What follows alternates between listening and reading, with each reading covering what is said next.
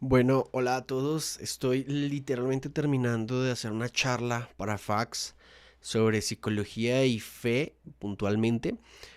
Vengo enterándome que Diego Rusarini publicó un video acerca precisamente de este problema con el Dalai Lama recientemente, que el tipo se desfasó re mal con un niño en público.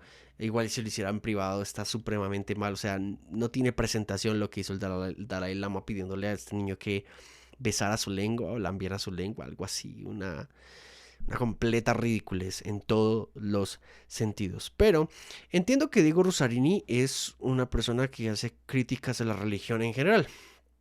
Um, Así que me parece interesante que lo veamos y que podamos sacar algún provecho de lo que sea que podamos revisar respecto a Rusarini y pues en efecto su aporte, ¿no?, a este tema. Yo la verdad a Diego Rusarini lo vengo siguiendo hace muy poco, muy poco, como viendo algunas cosas de las que propone. No conozco mucho su pensamiento, pero vamos a darle por aquí a ver qué podemos ver. En nombre de su religión, el Dalai Lama besó a un niño en la boca. ¿Qué pasaría si no existiera la figura de Dios en la sociedad? ¿Podríamos hacer cualquier cosa o ya no podríamos hacer nada? La idea de que Dios funciona como un organismo regulador o que determina lo que es el bien y el mal es un factor muy importante de cómo la sociedad entiende la moral y la ética. Hay un filósofo que me gusta mucho que se llama Slavoj Zizek que presenta esta idea de que Dios está vivo, entonces todo está permitido. Dice Zizek que la tragedia realmente no es cuando la gente mala hace cosas malas, la verdadera tragedia es cuando la gente buena hace cosas malas. Y normalmente el motivo por el cual la gente buena hace cosas malas es en nombre de Dios. En nombre de Dios se han cometido las... Pero si la gente buena hace cosas malas, nunca fue buena. Eso no, sinceramente eso no tiene sentido para mí. Y esa afirmación tendríamos que revisarla con cuidado. Tendría que revisar exactamente en qué contexto Slavoj Zizek um, lo menciona, ¿no? Porque si Dios existe, entonces, o Dios está vivo, creo que está diciendo todo está permitido, eh, hagan lo que quieran. Va en contra literalmente de la naturaleza de Dios respecto a lo que está bien y lo que está mal. O sea, ahí hay una contradicción en todo caso. ¿Listo? Ahí hay una contradicción en todo caso, porque no puede ser en esencia eso. Ahora, en efecto, si entiendes a Dios no como no como el ente supremo que por medio de su naturaleza determina lo que es bueno y malo, sino que lo nombra simplemente a dedo que es bueno y malo, en efecto ahí va a cambiar mucho de tus apreciaciones. Pero en primer lugar no creo que funcione de esta manera. mayores atrocidades de la historia. Este es el peligro de la religión y este es el peligro de las ideologías. Por eso Zizek afirma, Dios está vivo, todo está permitido. Porque en nombre de Dios, el hombre es capaz de hacer cosas que sin Dios de por medio jamás pensaría hacer. ¿Cómo? ¿Cómo? O sea, acabas de afirmar que la religión y las ideologías como que perpetran todo esto en todo caso, ¿sí? Listo, digamos, vamos a conceder ese punto. Pero luego mencionas literalmente que sin la idea de Dios nada de esto pasaría. Sin Dios nada de esto pasaría.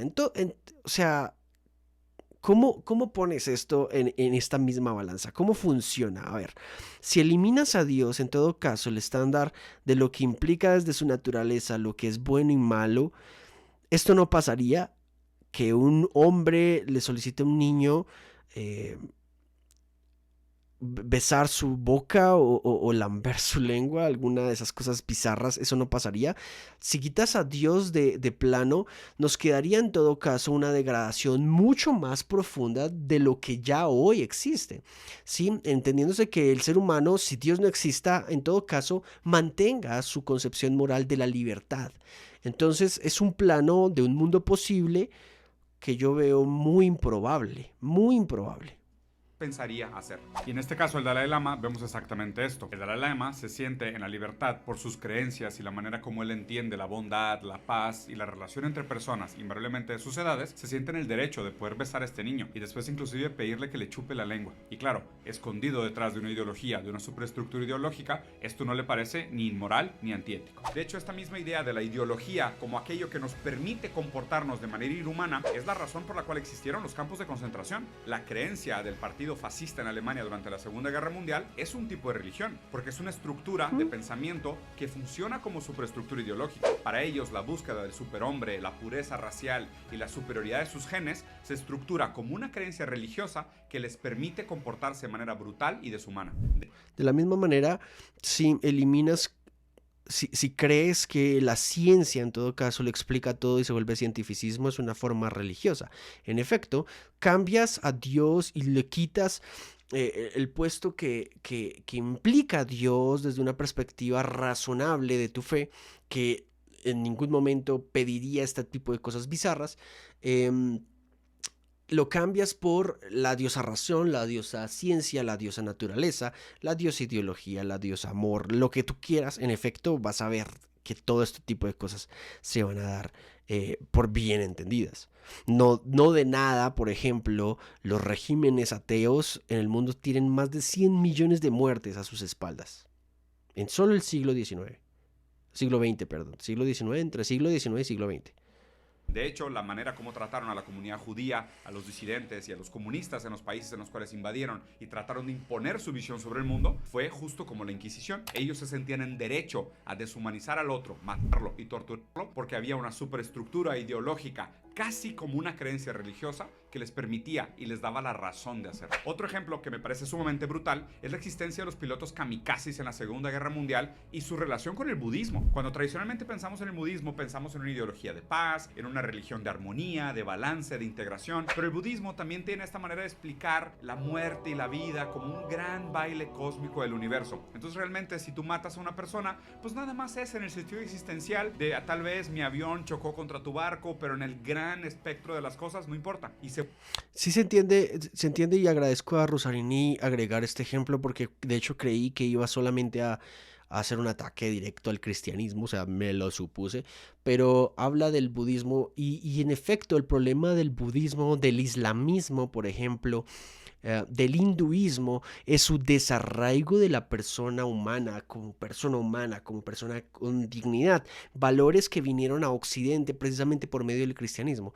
Y es que si haces una comparativa de cómo o qué religión principalmente apunta a civilizaciones con mayor libertad y respeto por los derechos individuales y la dignidad humana, el cristianismo se lleva a todas, absolutamente a todas. Ahora, que ese cristianismo y que la fe cristiana esté superpolada y súper estructurada mediante precisamente estas estructuras de poder, que es en efecto algo que últimamente yo he estado criticando muchísimo y que muchas personas no me han querido entender respecto a la concentración de poder que hay sobre la estructura muchas veces del catolicismo, es algo que ya se sale de cualquier límite, pero agradezco mucho la inclusión objetiva del budismo.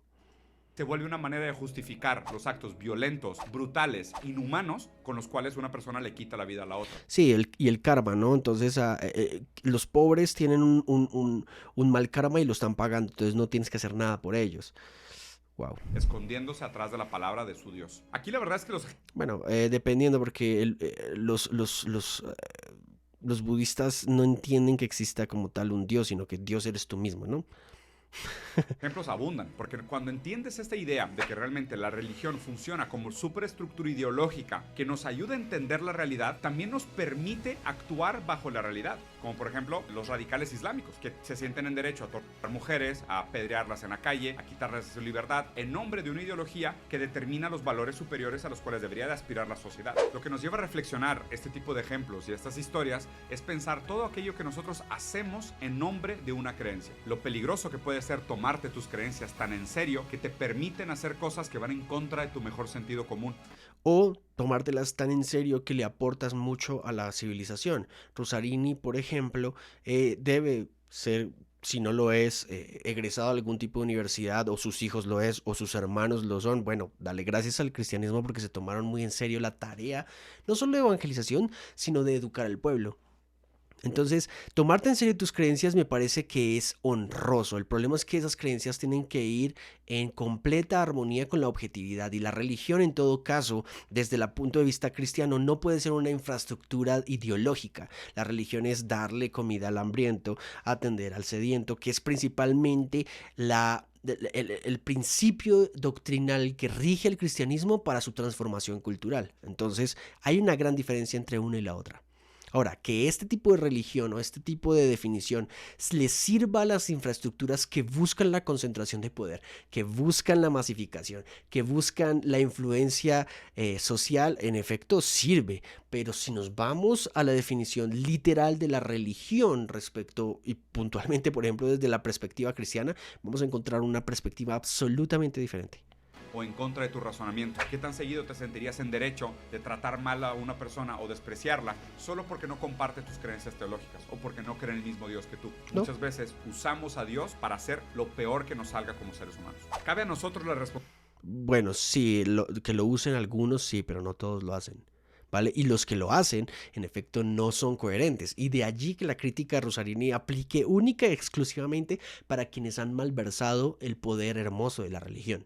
Responsabilidad de mantener un pensamiento crítico sobre nuestras propias creencias, porque invariablemente, aunque entiendas esta teoría, no estás libre de tus propios sesgos y no estás libre de tus saberes, que son realmente creencias disfrazadas. Cabe a nosotros constantemente tener la flexibilidad para poder no solo cambiar de opinión, pero vernos a nosotros mismos como sujetos constituidos por ideologías existentes. Cabe a nosotros estar constantemente reflexionando, por eso la importancia de la frase: ¿por qué crees en las cosas en las que crees? Bueno, ya sabes, todos tenemos sesgos, en efecto, todos tenemos perspectivas personales, en efecto. El punto aquí no es tanto que validemos el sesgo, que hay que en efecto validarlo, sino que si esa creencia es consistente con la realidad. Y eso es un tema diferente. De aquí que quiero hacer un rechazo directo a toda persona que en efecto usa la religión para manipular a las personas, acceder sexualmente a las personas, oprimir al pobre, sacarle dinero a las familias, manipular psicológicamente a las masas y hacer de esto un gran negocio infraestructural de concentración de poder y de conocimiento. Así que en todo caso, rechazo enfáticamente desde mi espacio, desde este humilde espacio, lo que hizo el Dalai Lama y lo que hacen pastores, sacerdotes, obispos y quien quiera que lo haga. Lo rechazamos contundentemente.